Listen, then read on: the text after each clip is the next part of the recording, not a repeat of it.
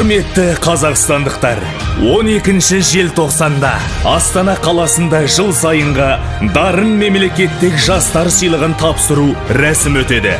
Дарын сыйлығы жемісті ғылыми, шығармашылық, қоғамдық қызметі мен жоғары спорттық жетістіктері үшін Қазақстанның талантты жастарына беріледі.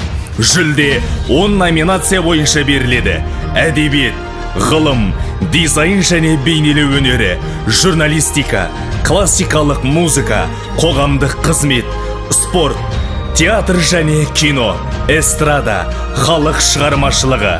Марапаттау рәсімін ұйымдастырушы Қазақстан Республикасының қоғамдық даму министрлігі. Дарын мемлекеттік жастар сыйлығы.